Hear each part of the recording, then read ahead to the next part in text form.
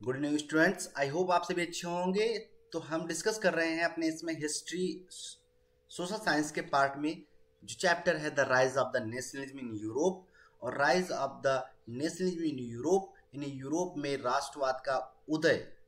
चूंकि आज पार्ट 4 है, ये थोड़ा लेंदी है, बट इसीलिए इसको सेपरेट सेपरेट उसमें समझना आवश्यक होता है कि कहाँ पर कौन सा मोड़ आया हिस्ट्री में, कौन सी हिस्ट्री में, वर्ड की हिस्ट्री में। क्योंकि जो नेशनलिज्म वर्ड यूज कर रहे हैं हमने, राष्ट्रवाद यूज किया है, वो यूनिटी है in a place, in a territory and same feelings है ऑफ द पीपल्स की, है ना।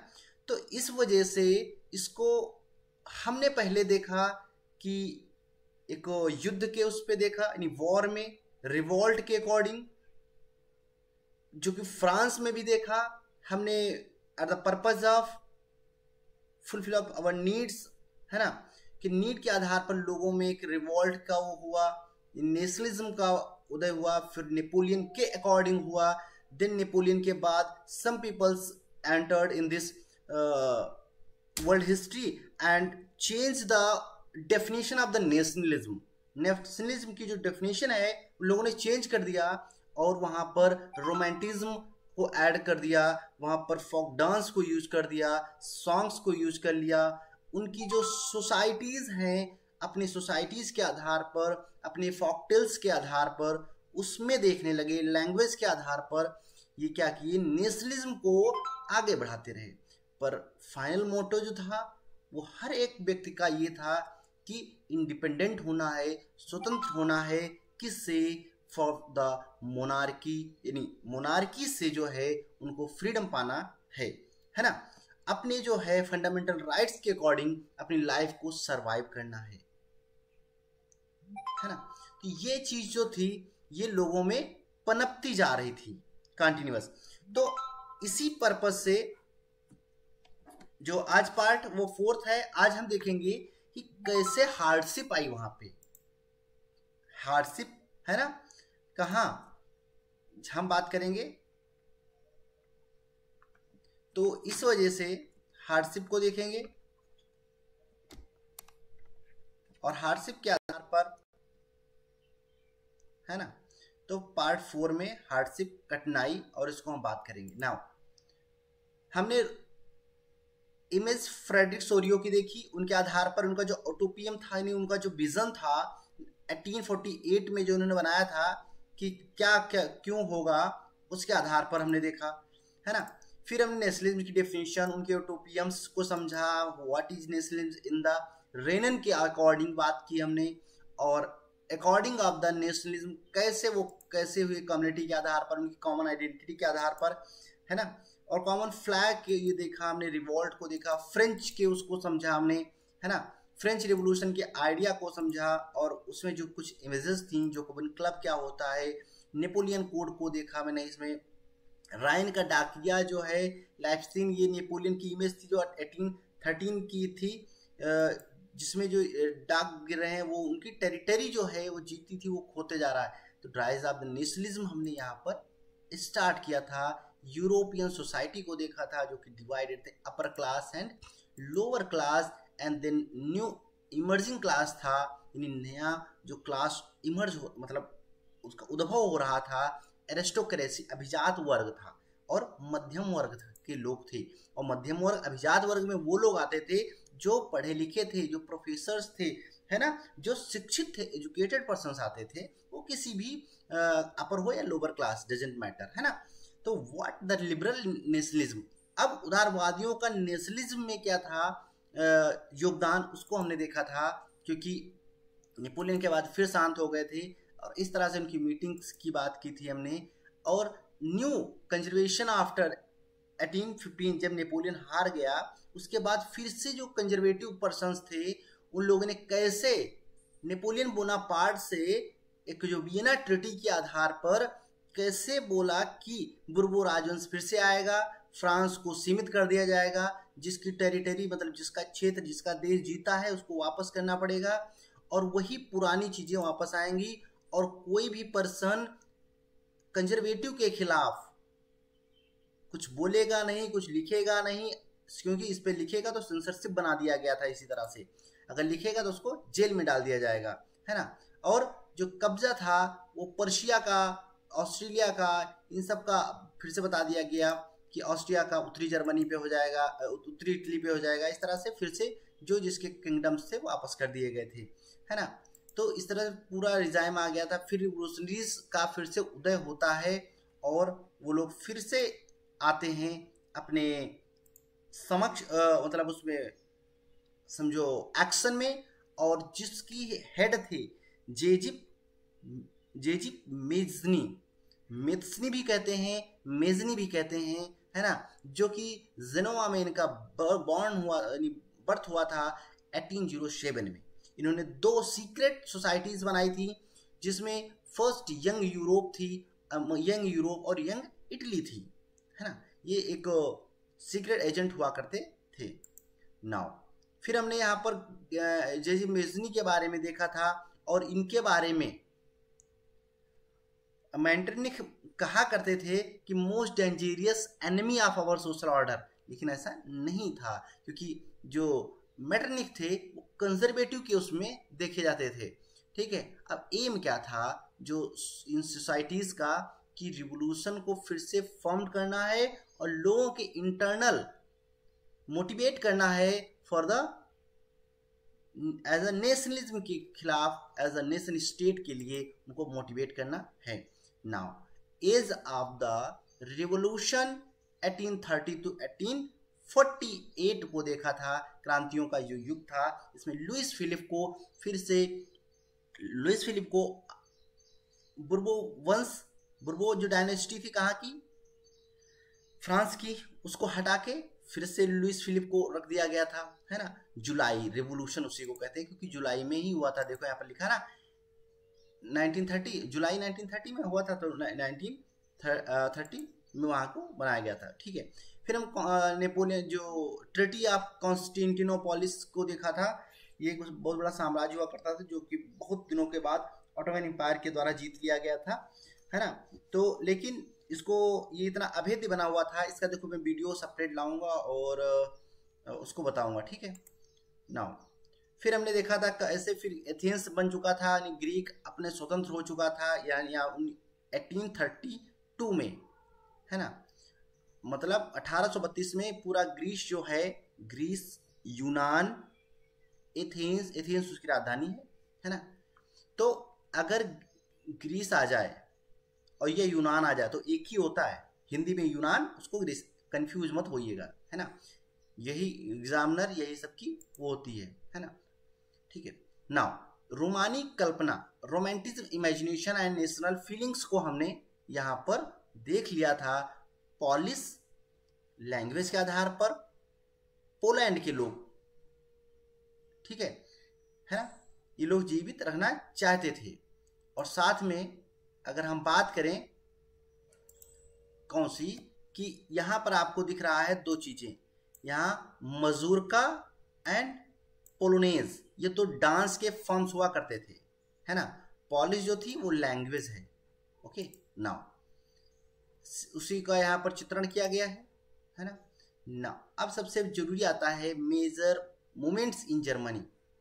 जर्मनी में मेजर मोमेंट्स हुए थे, जिसमें हमने आपको कहानी बताई थी ग्रीमी ब्रदर्स की, जो कि लॉ कर रहे थे। उन्होंने क्या किया, गांव गांव जाके, मतलब एलएलबी कर रहे थे, वकील हुआ करते थे। ये फर्स्ट इमेज देख सकते हैं यहाँ पर। गांव जा जाके इन्होंने क्या किया था, लोक कथाओं को कलेक्ट किया था और एक साथ उनको पब्लिश भी करवाया था। उससे क्या था, लोगों में अंतरात्मा, यानी पुरानी चीजें जो याद करके वो लोग आपस में एकजुट हो रहे थे। सेम वही जो पॉलिश मूवमेंट हुआ करता था, ये जॉन गॉटफ्रीड हडर हैं सेकेंड में, इनका था आइडिया दास वॉल्क एंड वॉल्किस्ट, राष्ट्र की गीत कहानियों को और राष्ट्र की भाषा को, है ना, के विचार के आधार पर क्या करना था, राष्ट्रवाद को जीवित रखना था, लोगों में जागृत करना था राष्ट्रवाद की भावना। फिर पॉलिश मूवमेंट जो था वो रशिया, यहाँ पर देखिए रशियन रूलर्स क्या कर रहे थे ये लोग अपनी रशियन भाषा को जो है इन पे लगा रहे थे, है ना। तो इस तरह से इन लोगों ने क्या किया, नहीं language, music, poetry, folk dance जो भी कुछ है वो सब पॉलिश लैंग्वेज में ही हम करेंगे, और इसी को इन्होंने बेस बनाया था।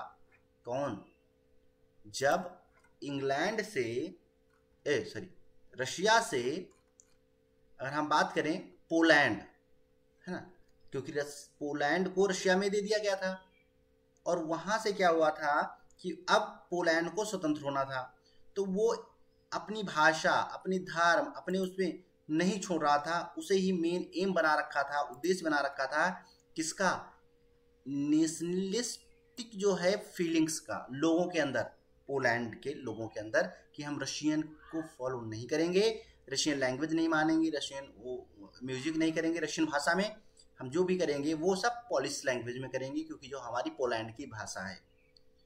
और नहीं तो ये लोग क्या किए, रिवॉल्ट कर दिए अगेंस्ट रशिया, है ना। लोगों ने क्या किया, आए प्रोटेस्ट करना स्टार्ट कर दिए सड़कों पर। तो इन लोगों ने क्या किया, पॉलिश मूवमेंट गिना जाएगा, ग्रीमी ब्रदर्स हो गया, गॉटफ्रीड हेडर्स थे, ये सब क्या थे, इन्होंने परिभाषा जो लैंग्वेज ही, वो डेफिनेशन ही चेंज कर दी, किसकी, नेशनलिज्म की, कि खाली हम वॉर एंड रिवॉल्ट के आधार पर नहीं, हम डांस, कहानी, किस्सों, भाषा, पोएट्री, इसको आधार मान के हम अपने अकॉर्डिंग लोगों को एकजुट करेंगे और अगेंस्ट जो है हम मूवमेंट करेंगे। नाउ वापस आते हैं हम अपने उस पे, अभी तक का जो हमने पढ़ाया उसके बारे में रिकैप किया। आई थिंक आपको यहाँ तक का क्लियर होगा, नहीं है तो आप कमेंट बॉक्स में बताइएगा, हम आपको उन पॉइंट को दोबारा से समझाएंगे, ठीक है। Now hunger, hardship and popular revolt हुए, चलिए डिस्कस करते हैं इसके बारे में। भूख, कठिनाइयां और जन विद्रोह, ठीक है। 1830 का जो दशक हुआ करता था, उसमें क्या हुआ, यूरोप में भारी कठिनाइयां आई। 19वीं शताब्दी के प्रथम भाग में, नाउ 19th सेंचुरी के फर्स्ट फेज में, जब क्या हो रहा था, पॉपुलेशन, देखो यहां पर, increasing the economic hardship during 1830, है ना, 1830 में। क्यों, क्योंकि वाइडर अनएम्प्लॉयमेंट, अर्बन कंजेशंस, है ना, अर्बन कंजेशंस एंड कॉम्पिटेंस, जो competition from the machine goods from England and feudal dues, rising food prices and failed crop. अब आप समझिए कहानी के आधार पर, ये तो हमने आपको बता दिया। 1830 में यूरोप में भारी कठिनाई आई, भूख के आधार पर कठिनाइयां देखी गई, जो कि एम्प्लॉयमेंट के आधार पर जन विद्रोह हुए। क्यों, क्योंकि यूरोप में 19वीं शताब्दी में, जैसे इंडिया में प्रेजेंट टाइम क्या हो रहा है, पॉपुलेशन राइज हो रहा है, सेम कंडीशन हर एक कंट्री, हर एक कॉन्टिनेंट में आई। तो वही कंडीशन जो first phase of the 19th century का था, देन यूरोप में पॉपुलेशन राइज हुई, जबरदस्त बढ़ती हुई, और देश में क्या, जब पॉपुलेशन बढ़ती है तो जितने भी रिसोर्सेस हैं सब कम पड़ जाते हैं, क्योंकि रिसोर्स और पॉपुलेशन का जब तक रेशियो नहीं बनता है तब तक उसमें अनबैलेंस क्रिएट होता रहता है, और ऐसे ही विद्रोह देखने को मिलते हैं, जो कि इंडिया में धीरे धीरे जो है ग्रेडली जो है, अगर मैं बात करूं तो शुरुआत है, ठीक। देश में नौकरी ढूंढने की जो तादाद थी वो लोगों में उपलब्ध से अधिक हो गई। नौकरी जितनी थी उससे लोग अधिक हो गए। ग्रामीण क्षेत्रों में लोग क्या करने लगे, रूरल एरिया से अर्बन एरिया की तरफ लोग बढ़ने लगे, आने लगे और बसने लगे। और किस आधार पर, एक मलिन बस्ती के आधार पर, स्लम्स के आधार पर, झुग्गी झोपड़ियों के आधार पर, जो आपको शहर में दिखते हैं वो most of the surrounding area से आए हुए, रूरल एरिया से आए हुए पीपल्स ही होते हैं, क्योंकि इनके पास इतना धन नहीं होता है कि घर ले पाए, और उसके आधार पर तो कहीं भी किसी भी जगह पे लोग झोपड़पट्टी डाल के रहने लगते हैं। ये क्या हुई, शहर में भीड़ बढ़ी। अब छोटे छोटे जो इंडस्ट्रीज थे, कहाँ इंडस्ट्रीज थे यूरोपियन के, यूरोप के, उस पर इंग्लैंड में जो इंडस्ट्रियलाइजेशन शुरू हो गया था, जो बड़ी बड़ी मशीनें स्टार्ट हो गई थी, उन मशीनों के सामने क्या था, कंपटीशन बढ़ चुका था, प्रतिस्पर्धा सामने आ गई थी। छोटे छोटे जो उत्पादक हुआ करते थे, जैसे भारत में बड़ी बड़ी मशीनें लग गई। अब आपने देखा कि गांव में जो छोटे छोटे कुटीर उद्योग जिनको हम बोलते हैं हुआ करते थे, अब खत्म हो चुके हैं, है ना। या चल रहे हैं तो बस घिसे पिटे उस पर चल रहे हैं, मतलब बहुत अच्छी उसमें नहीं है। अब वो कमाई नहीं, अब लोग लेते नहीं है वो चीज़ें।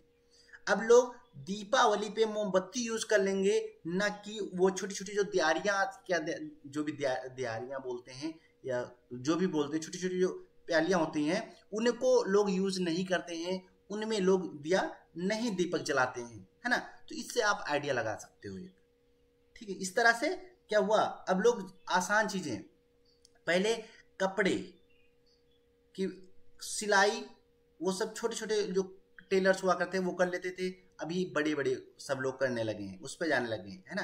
तो इस तरह से आप कौन सी चीज़ें देख सकते हो। आप सोचिए कि क्या क्या चीज़ें हैं जो अभी प्रेजेंट टाइम भारी मशीनों के सामने, बड़े उद्योगों के सामने छोटी चीज़ें गांव की लुप्त हो गई हैं। आप सोचिए, लिस्ट बनाइए, और ये आपके मेंटल पे वो होगा, और आप कमेंट बॉक्स में 2-3 जरूर बताइएगा, ताकि जो भी आए उनको भी समझ में आए, है ना, हमें भी लगे हाँ कि आपको समझ में चीज़ें आ रही हैं। इंग्लैंड में औद्योगिकरण का जो स्तर था वो काफ़ी ऊंचा हो चुका था, लोग वहाँ पर बड़ी बड़ी चीज़ें करने लगे थे। अब क्या हुआ, इस तरह से पूरे महाद्वीप में यह प्रतिस्पर्धा कपड़े को लेके टेक्सटाइल इंडस्ट्री को बहुत ज़्यादा झेलनी पड़ रही थी, क्योंकि टेक्सटाइल जो होता है, मतलब कपड़ा जो होता है, वो हाथों से बहुत ज़्यादा बनाया जाता था, ठीक है। छोटे छोटे लोग बहुत ज़्यादा सूत काट के बनाते थे, तो इसलिए अब झेलनी पड़ रही थी। उसका उत्पादन मुख्यतः जो है घरों, छोटे कारखानों में होता था, केवल आंशिक रूप से मशीनीकृत था। बट जहां कुलीन वर्ग अभी भी सत्ता में था, उन इलाकों में कृषक सामंती शुल्कों और जमींदारियों को के बोझ तले दबे हुए थे। क्योंकि दबे हुए इसलिए कृषक हुआ करते थे सीमांत शुल्कों और जमींदारियों के बोझ तले, क्योंकि उनको अब उस आधार पे पैदावार हो रही थी, लेकिन उपलब्ध जो उसकी अर्निंग थी बेच के नहीं मिल रही थी। इसलिए अब वो क्या कर रहे थे, वो उसमें दबे जा रहे थे, मतलब करके ऋण की उसमें, है ना। खाने पीने की जो चीजें थी उनके मूल्य बढ़ने लगे थे। किसी भी फसल के खराब होने के कारण, क्योंकि फसलें खराब हो रही थी, जब इंडस्ट्रियलाइजेशन आ रहा था तो फसलें खराब होंगी। जैसे अभी प्रेजेंट टाइम आप देख रहे हैं, कहीं कुछ लग जाता है, कहीं कुछ लग जाता है, तो फसलें भी अच्छी नहीं होती हैं। जिससे क्या होता है कि खराब होने से जब शहर और गांव में व्यापक गरीबी फैल जाती है, क्योंकि गांव के जो लोग हैं वो छोड़ के शहर जाएंगे, तो शहर में भी काम इतना आसानी से उपलब्ध नहीं है, और न होने के कारण लोगों में विद्रोह की भावना उत्पन्न हो जाती है।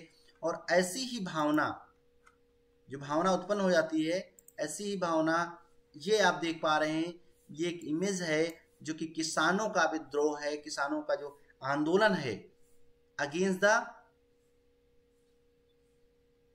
लैंड होल्डर या वहां के लोगों के खिलाफ, ठीक है, वहां की कुलीन वर्ग के खिलाफ है।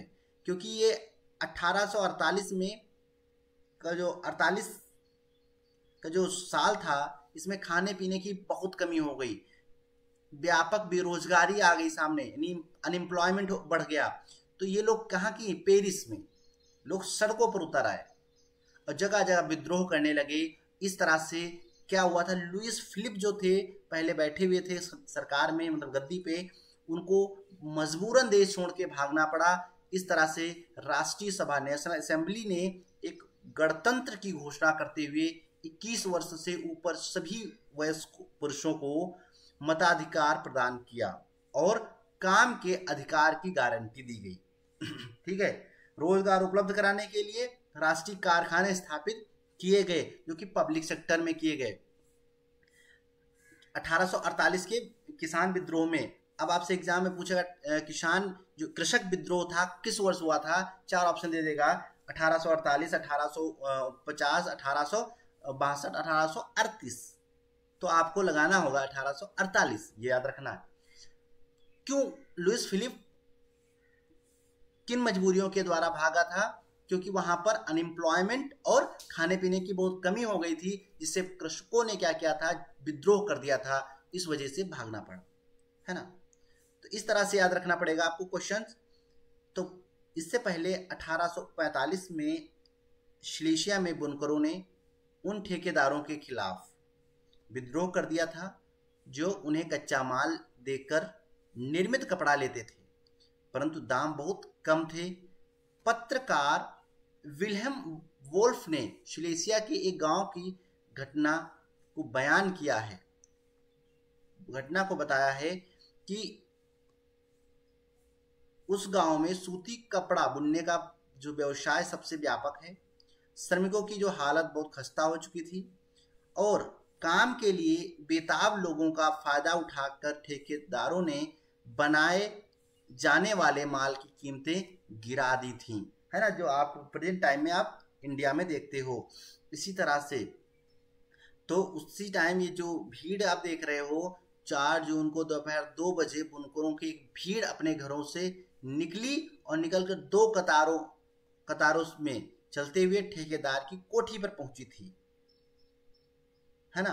भीड़ घर में जबरदस्ती घुस गई और चमचमाते खिड़की, फर्नीचर, चीनी मिट्टी के जो बनी नफीस चीजें थी, नायाब चीजें हुआ करती थी, उनको तोड़ दिया, घर भंडार जो है लूट लिया और गांव और ठेकेदार के साथ पड़ोस के जो ठेकेदार के घर वाले जो थे पड़ोस में भाग गए थे, शरण ले ली थी। इसके बाद 24 घंटे के बाद फिर पुलिस आती है, वहां पर सेना आती है और सेना का जो है बुनकरों से टकराव होता है, गोलीबारी होती है, जिससे लोग कुछ मारे जाते हैं और इस तरह से वो जो विद्रोह है जो ठेकेदार के खिलाफ होता है वो बंद हो जाता है। ये 1845 की घटना है और ये घटना विल्हेम वोल्फ ने जो है सिलेशिया के गांव की बताई है ना।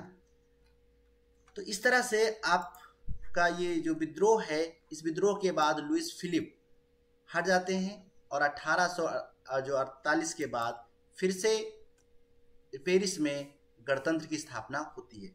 अब हम डिस्कस करेंगे 1848 में रिवोल्यूशन हुआ था ऑफ द लिबरल्स का, उदारवादियों का जो है फिर से जो है उदारवादियों की जो क्रांति थी, उदारवादियों की क्रांति 1848 की बात करेंगे हम। उसमें क्या हुआ था उस घटना को डिस्कस करेंगे। तो इसमें the poor, unemployment and peasants workers in a many European countries आपको देखने को मिल रहे थे, जो कि हमने अभी पहले डिस्कस किया कि गरीब, अनएम्प्लॉयमेंट, बेरोजगार किसान और कामगार ये आपको देखने को मिल जाते 1848 में। The revolution lead by the educated middle class was under way. ठीक है, अब जो रिवोल्यूशन था, लिबरल्स कौन हुआ करते थे, जो लिबरल्स उदारवादी जो हुआ करते थे वो एक मिडिल क्लास के पीपल हुआ करते थे, एजुकेटेड हुआ करते थे, शिक्षित मध्यम वर्गीय परिवार के लोग हुआ करते थे। उनके द्वारा फिर से जो है रेवोल्यूशन यानी क्रांति स्टार्ट की गई, क्रांतियां स्टार्ट की गई। मेन एंड वीमेंस, इसमें सभी आदमी और औरतें, जो liberals middle class combined there demands, उनकी जो है आदमियों की और औरतों की सभी की डिमांड को कंबाइन करते हुए लिबरल्स ने जो है रेवोल्यूशन स्टार्ट किया। And constitutionalism with the national unification, जो संवैधानिक आधार पर जो है राष्ट्र का जो एकीकरण की भावना को सामने रखा। और साथ में क्या हुआ, they drafted a constitution for a German nation, और इन लोगों ने, उदारवादियों ने जर्मन नेशन के लिए क्या किया, एक ड्राफ्ट किया। क्या ड्राफ्ट किया, संविधान के आधार पर चलना चाहिए, उसकी बात की गई है ना। तो इस आधार पर इसमें आप 2 पॉइंट दिए हुए हैं, थोड़ा आपको इसमें डिस्कस करते हैं ब्रीफ में। तो इसी के साथ जैसे अगर हम बात करें कि जो हमने देखा किसानों का, जो मजदूरों का जो विद्रोह चल रहा था, यूरोप में गरीब, बेरोजगारी, भुखमरी के साथ, तो इसमें जो है विभिन्न जो है समानांतर मध्यम वर्गीय परिवार जो पढ़े लिखे हुआ करते थे वो लोग इसमें भाग ले रहे थे। फरवरी 1848 की जो घटनाओं से राजा को गद्दी छोड़नी पड़ी थी, वो जो हमने अभी बताया था लुइस फिलिप वाला, पेरिस वाला, ठीक है। एक गणतंत्र की घोषणा की गई जो सभी पुरुषों के सार्वत्रिक मताधिकार पर आधारित था। अन्य भागों में जहां अभी तक स्वतंत्र राज्य अस्तित्व में नहीं आए थे, जैसे Germany, Italy, Poland, Austria Hungarian साम्राज्य, वहां के उदारवादी मध्यम वर्ग के जो है स्त्री पुरुषों ने संविधानवाद की मांग को राष्ट्रीय एकीकरण की मांग से जोड़ दिया। उन्होंने संविधानवाद की मांग की और राष्ट्रीय एकीकरण से जोड़ते हुए उन्होंने बढ़ते जन असंतोष का फायदा उठाया, जो लोगों में विद्रोह की भावना पनप रही थी उसका फायदा उठाया और एक राष्ट्र राज्य का निर्माण की मांग को आगे बढ़ाया। आगे बढ़ाते ही राष्ट्र राज्य संविधान, प्रेस की स्वतंत्रता और संगठन बनाने की जो आजादी जैसी संसदीय जो है सिद्धांतों पर आधारित था। जर्मन इलाकों में बड़ी संख्या में राजनीतिक संगठनों में फ्रैंकफर्ट शहर में मिलकर एक सर्व जर्मन नेशनल असेंबली के पक्ष में मतदान का फैसला किया और 18 मई 1848 को 831 निर्वाचित प्रतिनिधियों ने एक सजे धजे जुलूस में जाकर फ्रैंकफर्ट संसद में अपना शपथ ग्रहण किया। फ्रैंकफर्ट जो संसद है ये आप सामने देख पा रहे हैं।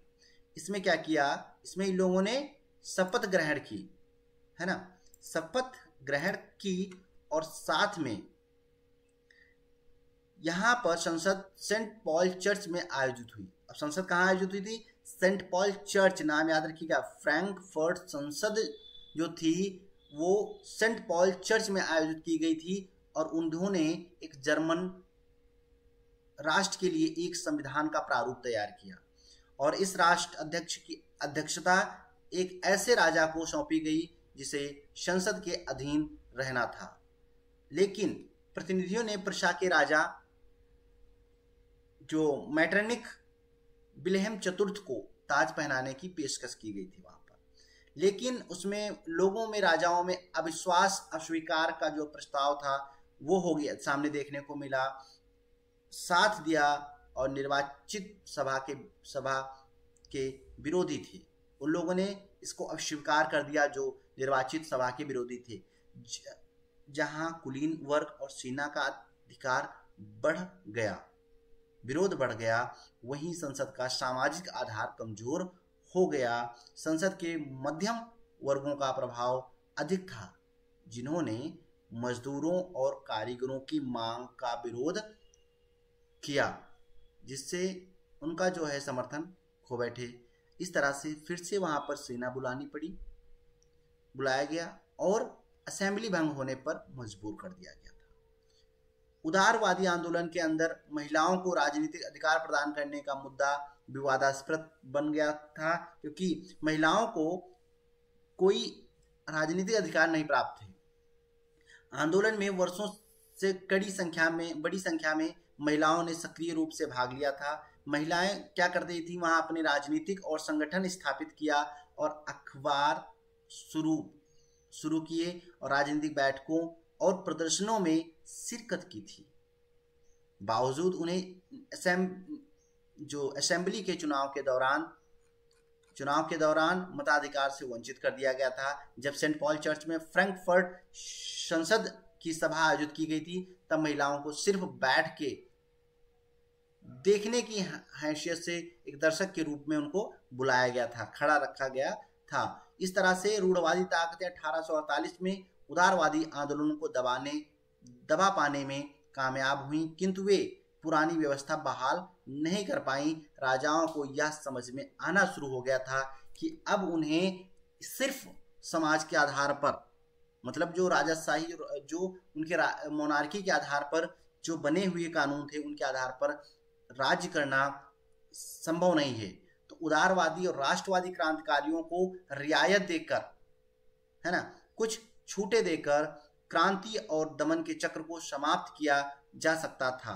1848 के बाद के वर्षों में मध्यम और पूर्वी यूरोप की निरंकुश राजशाहियों ने इन परिवर्तनों को आरंभ किया। जो निरंकुश हुआ करती थी उन्होंने अब उदारवादी और राष्ट्रवादियों को छूट देकर उनके साथ मिलकर काम करने की बात की। हैब्सबर्ग अधिकार वाले क्षेत्रों में और रूस में भूदासत्व और बंधुआ मजदूरी समाप्त कर दी गई थी। हैब्सबर्ग शासकों ने हंगरी के लोगों को ज्यादा स्वायत्तता प्रदान कर दी। हालांकि इससे निरंकुश मगियारों के प्रभुत्व का रास्ता ही साफ हुआ था।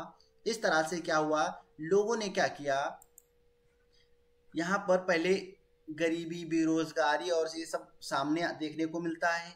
इसके बाद फिर जो मिडिल क्लास के लोग होते हैं, उदारवादी लोग होते हैं, उन लोगों ने फिर से क्रांति स्टार्ट की, रिवोल्यूशन स्टार्ट किया अगेंस्ट द किंगशिप या मोनार्की के उससे। लेकिन कंजर्वेटिव लोगों ने क्या किया, ठीक है, सब मान गए।